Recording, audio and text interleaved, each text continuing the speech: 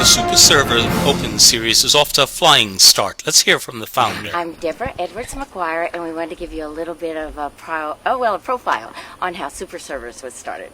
And I'm the founder, and I founded it through just the love of tennis. I was actually, about a year ago, introduced to tennis through an invitation to Glen Eagles from a friend of mine to watch Vilas. And it was very special and exciting to me, and I just began to love tennis then. And as I traveled around with these tennis players, I noticed that in the foreign countries, they play for prize money. And in the States, these guys drive around everywhere and pay for everything mostly out of their own pockets for a ranking, which is incredible.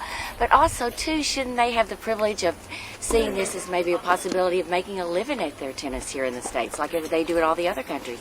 So I said to my friend David Kurtzer there at SMU, why don't I just give $1,000 to have a tournament? And I think that would be fun for just the top men players and just the top men open doubles. And so I called a friend of mine, Enver from Boardwalk Maserati, and I said, Enver, would you like to donate waters for this? And he said, sure, Deborah.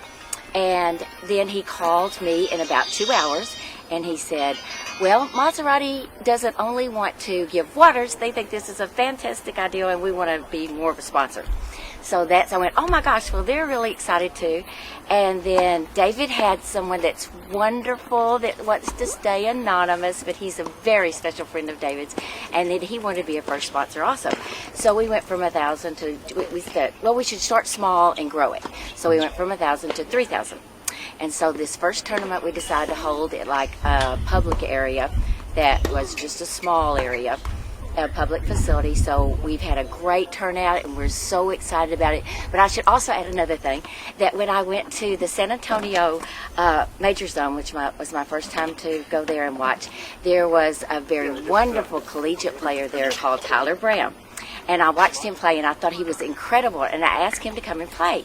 And his mother said yes, that he would. Well, we got to talking. She said collegiate players cannot take prize money. So I went, oh my gosh, they can't take prize money. What can we do? Well, then I thought about charities and what we could do. So the collegiate players can't take prize money, so they're going to support by donating their money.